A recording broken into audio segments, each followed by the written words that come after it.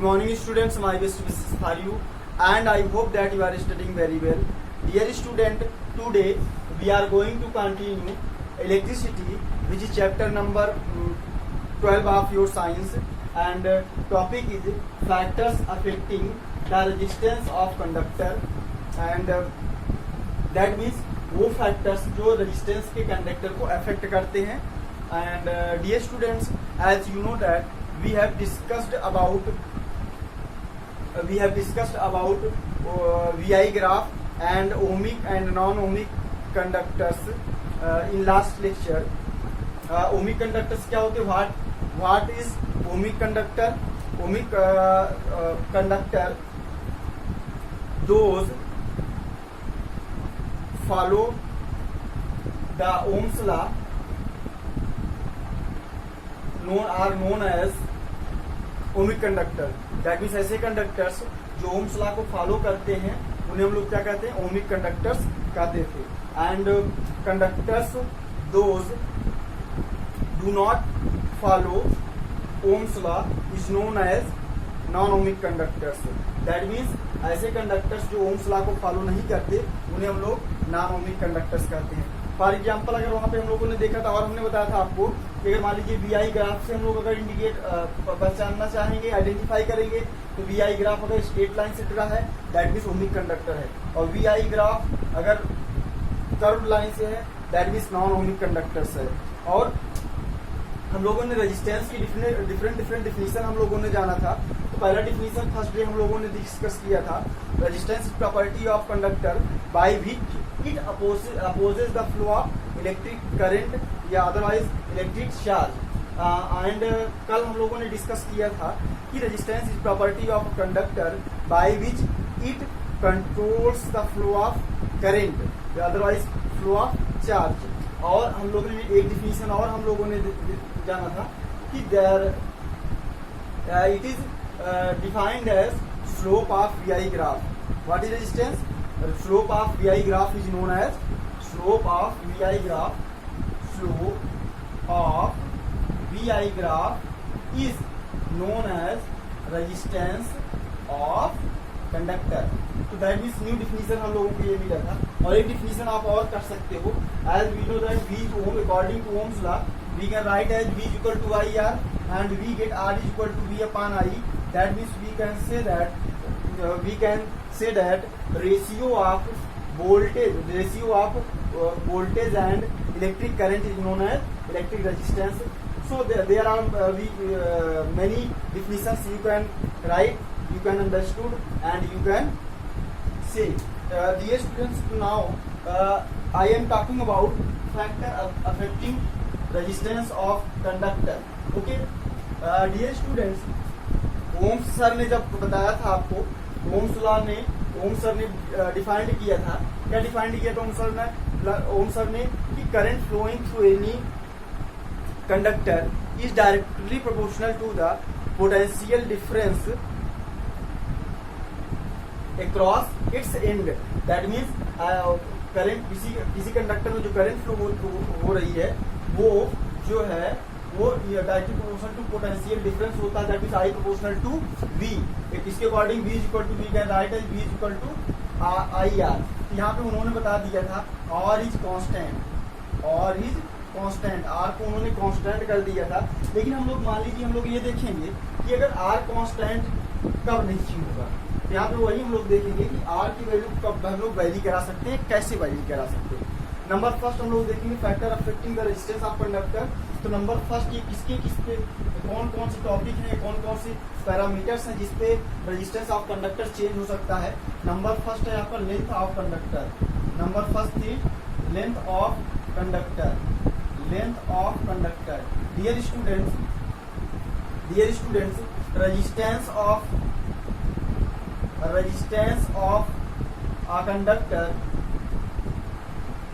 conductor is directly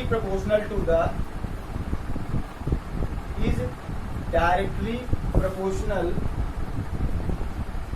to the length of conductor.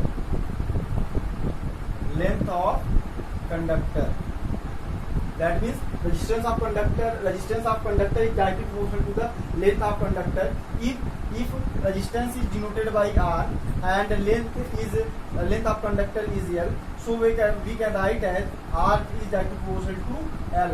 That means R proportional to हम लोग क्या लिख सकते हैं, L लिख सकते हैं. अब प्रोपोर्शनल दैट मीन्स आप लोग समझते हो, डायरेक्टली प्रोपोर्शनल दैट मीन्स हम लोग पहले भी डिस्कस कर चुके हैं. दैट मीन्स का मतलब ये है लेंथ ऑफ कंडक्टर अगर हम लोग इंक्रीज करेंगे तो रेजिस्टेंस ऑफ कंडक्टर भी इंक्रीज करेगा, एंड लेंथ ऑफ कंडक्टर अगर हम लोग डिक्रीज करेंगे तो रेजिस्टेंस ऑफ कंडक्टर भी डिक्रीज होगा. यहाँ पे देखना, आप यहाँ पे देखो, ध्यान से देखो आप, यहाँ पर दो वेरिएबल्स हैं, एक इंडिपेंडेंट वेरिएबल है, एक डिपेंडेंट वेरिएबल है. कभी कभी आप लोग उल्टा कर देते हो. आप जैसे आप कुछ स्टूडेंटों ने या एक दो स्टूडेंटों ने ओम्स लॉ को डिफाइंड किया था, तो उन्होंने क्या लिख दिया था, voltage difference is directly proportional to electric current. That means electric current की वैल्यू चेंज करेंगे तो voltage difference, potential difference change हो जाएगा. ऐसा नहीं है, हम बैटरी चेंज कर सकते. करंट कैसे चेंज करेंगे हम लोग? बैटरी की वैल्यू को चेंज करेंगे, उसको कम वोल्ट की लगाएंगे तो करंट की वैल्यू कम होगा, हायर वोल्टेज की लगाएंगे तो वैल्यू ज्यादा होगा. बट हम करंट की वैल्यू कैसे चेंज करेंगे? बैटरी को चेंज करेंगे. तभी हमारे पास तो बैटरी होती है ना, हमारे पास सेल है, बैटरी है ना, कि हमारे पास इलेक्ट्रिक करंट है. बैटरी इलेक्ट्रिक करंट, बैटरी से इलेक्ट्रिक करंट डेवलप होता है ना, कि करंट से बैटरी डेवलप होती है. तो यहाँ पे दैट मीन्स एक डिपेंडेंट वेरिएबल एक इंडिपेंडेंट वेरिएबल होगा. यहाँ लेंथ हमारे पास है, रेजिस्टेंस हमारे पास नहीं है.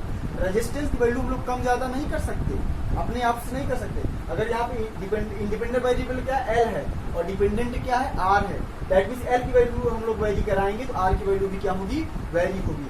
That means R proportional to क्या होगा, एल होगा. फॉर एग्जाम्पल यहाँ पे हम लोग एक छोटा सा एग्जाम्पल लेकर हम लोग समझेंगे. फॉर एग्जाम्पल हम लोग एक वायर लिया, एक वायर लिया हमने 1 मीटर लेंथ का, और उसके दोनों एंड को हमने बैटरी से कनेक्ट कर दिया. एक कंडक्टर वायर लिया 1 मीटर लेंथ का, और उनके दोनों एंड को हमने क्या किया, बैटरी के बैटरी से कनेक्ट कर दिया. अब जैसे बैटरी से कनेक्ट करेंगे तो क्या होगा, इसमें करंट फ्लो होने लगेगा. इलेक्ट्रॉन नेगेटिव प्लेट से निकलेगा और इधर मोशन करेगा, पॉजिटिव की डायरेक्शन में मोशन करने लगेगा. That means electric current flow करने लगेगा कहाँ, positive to negative terminal of battery. तो जब ये मोशन करने लगेगा तो यहाँ पर देखो, ठीक है, अब यहाँ पर ये हो गया. दूसरा हमने क्या लिया, मान लीजिए 15 वोल्ट की हमने बैटरी लिया है. ओके, फिर हमने क्या किया, 2 मीटर का वायर ले लिया, एक 2 मीटर का वायर लिया, और उसको भी हमने क्या किया, 2 मीटर का वायर लिया हमने, 2 मीटर का वायर लिया, उसको भी हमने क्या किया, 15 वोल्ट की बैटरी से कनेक्ट कर दिया. जैसे ही बैटरी के दोनों टर्मिनल से ये कनेक्ट होगा वायर, वैसे ही क्या होगा, वैसे ही इसके निगेटिव टर्मिनल से इलेक्ट्रॉन मोशन करना स्टार्ट कर देंगे. किस डायरेक्शन में, positive direction of the battery, positive terminal of the battery. And electric current motion करने लगेगी इधर से positive to negative terminal of battery. ये हो गया. अब देखो इसमें हम लोग देखेंगे I इक्वल टू, हम लोग क्या लिखते हैं, I इक्वल टू क्या होता है, Q upon T, and I equal to दूसरा फार्मूला होता है आपका IR, sorry I equal to V upon R. इसके अकॉर्डिंग देखो, ध्यान से देखो, अगर हम मान लीजिए 1 मीटर वायर लेंगे हम लोग, जैसे हमने कनेक्ट कर दिया, इलेक्ट्रॉन मोशन कर रहा है, तो that mean electric current motion कर रहा है. इलेक्ट्रॉन जो है अपने साथ कितना चार्ज लेके मोशन करेगा, माइनस, जितना उसकी चार्ज है उतना ही तो लेके मोशन करेगा. -1.6 न्यूटन की पावर -19 कूलम का चार्ज लेके क्या करेगा, मोशन करता रहेगा. और यहाँ का इलेक्ट्रॉन भी उतना ही चार्ज लेके मोशन करेगा, यहाँ का इलेक्ट्रॉन भी उतना ही चार्ज लेके मोशन करेगा. लेकिन अगर हम लोग, तो दैट मीन्स Q क्या हो गया आपका, Q तो कांस्टेंट हो गया. Q क्या हो गया, कांस्टेंट हो गया. अब रही हम लोग सेकेंड की बात करें, टाइम की. अब आप ध्यान से देखो, किस वाले सर्किट में इलेक्ट्रॉन पॉजिटिव टर्मिनल पे पहले पहुंचेगा, इस वाले सर्किट में, इस वाले सर्किट में, किस सर्किट में ज्यादा पहुंचेगा. वेलोसिटी ऑफ इलेक्ट्रॉन दोनों कांस्टेंट ही रहेगा. वेलोसिटी ऑफ इलेक्ट्रॉन में कोई चेंजमेंट होने वाला नहीं, क्योंकि उसका वेलोसिटी फिक्स है. जितना वेलोसिटी इसमें मूव करेगा उतनी ही वेलोसिटी इसमें मूव करेगा. दैट मीन्स आप समझ सकते हो कि यहाँ पे लेंथ जो आपका, इसके पाथ का लेंथ क्या है, कम है, और इसके पाथ का लेंथ क्या है, ज्यादा है. दैट मीन्स का मतलब ये है कि इस वाले में इसमें जो इसका लेंथ का पाथ है वो कम है, इसमें ज्यादा है. जिसमें लेंथ का पाथ ज्यादा होगा उसमें टाइम ज्यादा लगेगा, और जिसमें टाइम की वैल्यू ज्यादा होगी उसमें आई की वैल्यू क्या होगी, कम होगी, और जिसमें टाइम की वैल्यू कम होगी उसमें आई की वैल्यू क्या होगी, ज्यादा होगी। I think you are getting my points. यहाँ पे आपने देख लिया, दैट मीन्स अब देखो जिसमें इसमें आई की वैल्यू ज्यादा है, इसके आई को हम लोग I1 डिसाइड कर दिया, इसके करंट को हमने I2 डिसाइड कर दिया, that means we can write as I1 is greater than I2, क्योंकि इसका लेंथ ऑफ पाथ कम है और इसका लेंथ ऑफ पाथ लार्जर है, तो I1 is greater than I2 होगा, दैट मींस I1 की वैल्यू I2 से ज्यादा है। अब यहाँ पर ध्यान से देखो, अगर करंट की वैल्यू ज्यादा होगी किसी भी इलेक्ट्रिक सर्किट में, अगर करंट की वैल्यू ज्यादा है तो रेजिस्टेंस वैल्यू कम, अगर करंट वैल्यू कम तो रेजिस्टेंस वैल्यू ज्यादा। आप समझ पा रहे हो, दैट मींस का मतलब क्या है, पहले वाले सर्किट में करंट की वैल्यू ज्यादा है, तो अगर मान लीजिए इसको हम लोग R1 से डिनोट करेंगे तो R1 की वैल्यू क्या हो जाएगी, कम हो जाएगी, और सेकेंड वाले सर्किट की रेजिस्टेंस को हम लोग R2 से डिफाइन करेंगे, दैट मींस R2 की वैल्यू क्या हो जाएगी, R1 के रिस्पेक्ट में ज्यादा हो जाएगी।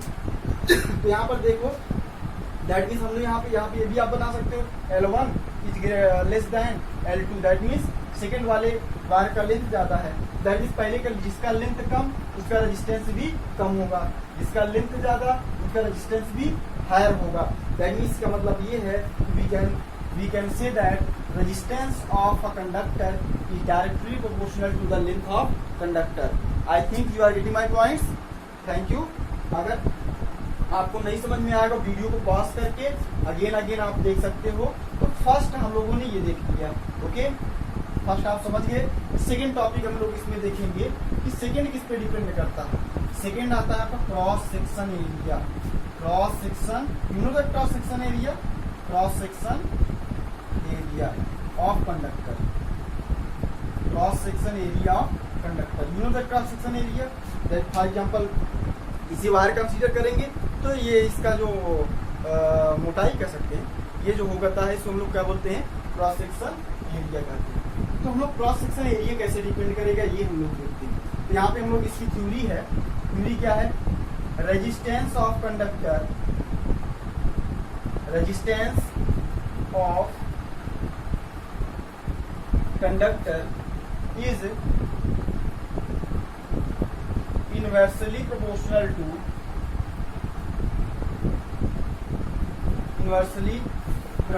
To, inversely proportional to cross section area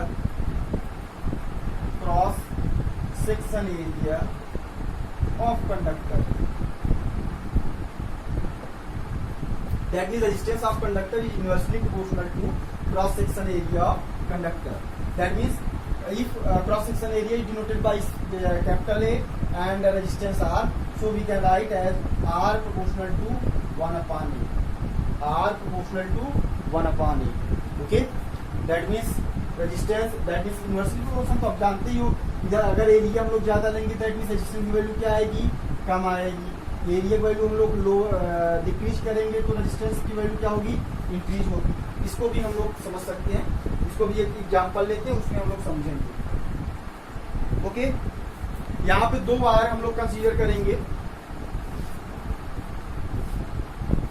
यहाँ पे दो वायर हम लोग टेक करेंगे, दो वायर कंसीडर किया हमने, एक थिकर है दूसरा क्या है, थोड़ा थिनर है, एक थिकर है और दूसरा क्या है, थोड़ा थिनर है, ठीक।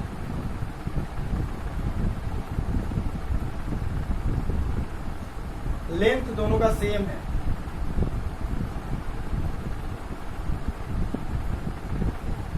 दोनों का लेंथ ऑफ कंडक्टर का जो लेंथ होगा इसका लेंथ सेम है, ओके। यहाँ पर बैटरी की वैल्यू भी सेम एज लगा देंगे, 15 वोल्ट की बैटरी यहाँ भी लगा दिया, 15 वोल्ट की बैटरी यहाँ भी लगा दिया, ओके। यहाँ पे अब हम लोग देखेंगे 15 वोल्ट की बैटरी हमने यहाँ भी लगा दिया। इसका क्रॉस सेक्शन एरिया मान लीजिए इसको A1 कंसीडर कर लेते हैं, इसमें A2 कंसीडर कर लेते हैं। आप जैसे बैटरी कनेक्ट करेंगे इसमें इलेक्ट्रॉन की डायरेक्शन क्या होगी, negative to positive terminal of battery, and इसमें भी क्या हो जाएगा, negative to positive terminal of battery, and current flows in direction of positive terminal to negative terminal. That means current की डायरेक्शन क्या होगी, ये होगी। इसे हम लोग I2 कंसीडर कर लेते हैं और इसे हम लोग I1 कंसीडर कर लेते हैं। Any problem? I think you have no problem, okay. अब यहाँ पे हम लोग देखते हैं कि देखो मान लीजिए हम लोग दोनों क्रॉस सेक्शन एरिया हमने कंसीडर कर लिया, वोल्टेज हमने कर दिया ये, ठीक है। अब यहाँ पर देखेंगे हम लोग एक तो क्रॉस सेक्शन एरिया कम है, दूसरे क्रॉस सेक्शन एरिया ज्यादा है। अब मान लीजिए इसका इस क्रॉस सेक्शन एरिया से हम लोग ये कंसीडर करते हैं छोटे छोटे इलेक्ट्रॉन्स जाएंगे। इस क्रॉस सेक्शन एरिया से हम लोग कंसीडर करते हैं एक साथ में, मतलब एक साथ में एक सेकेंड में या एक साथ में एक क्रॉस सेक्शन एरिया क्रॉस करने में ये 1 2 3 4 5 6 7 इलेक्ट्रॉन पास कर सकते हैं। पहले वाले वायर में जो थिनर वायर है उससे एक साथ 7 इलेक्ट्रॉन पास कर सकते हैं, okay.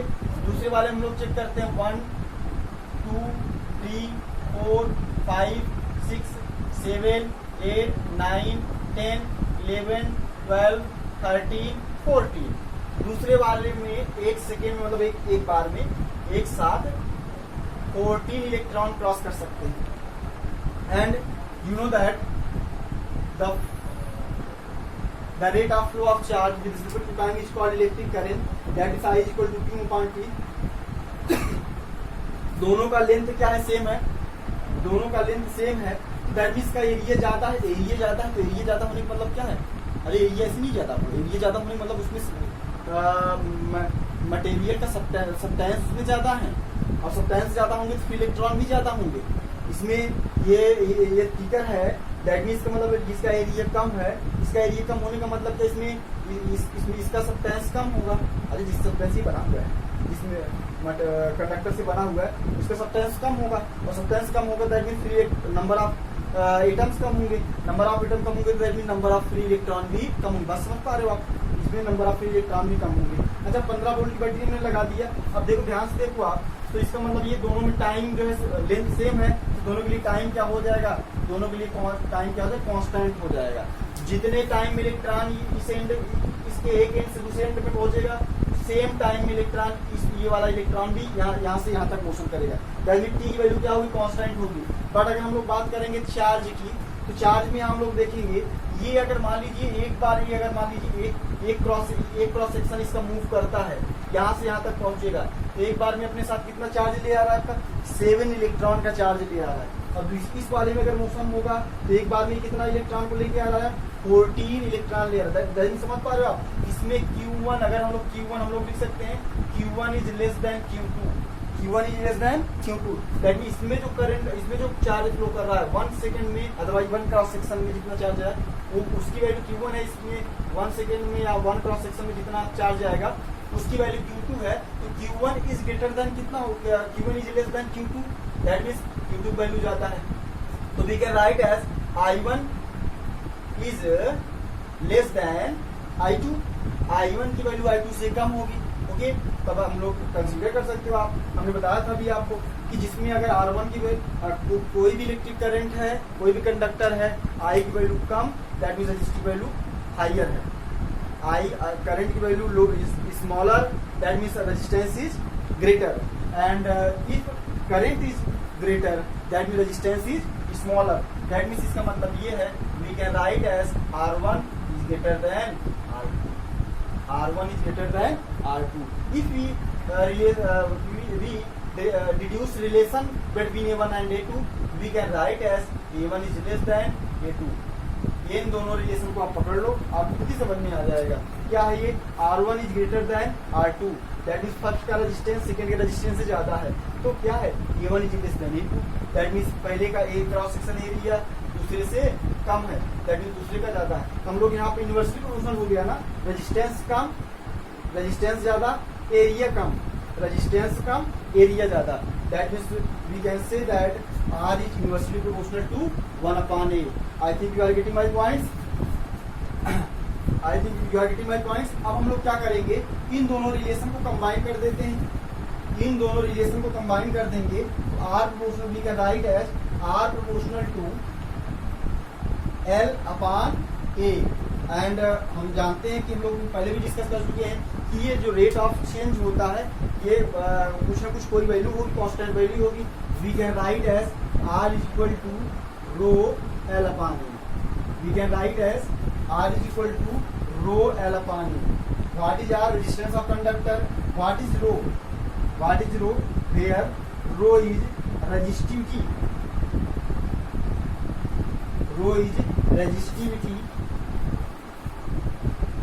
of conductor or material. We can write it. L is length of conductor and A is cross section area of conductor. Okay students, I think you are getting my points. और are ये जो रो होता है ये हर conductor के लिए इसकी fix value होती है, जैसे सिल्वर हो गया, कॉपर हो गया, एल्युमिनियम हो गया, आयरन हो गया, गोल्ड हो गया, सब की रो की वैल्यू क्या होती है, फिक्स होती है। बाकी लेंथ ये रिलेशन आपका निकल गया R equal to rho L upon A, ये बहुत इंपॉर्टेंट फार्मूला है और ये डेरिवेशन भी इंपॉर्टेंट है, आप नोट कर लीजिएगा वीडियो पॉज करके। अब इस पर नेक्स्ट हम लोग टॉपिक देखेंगे, इसी का नेक्स्ट टॉपिक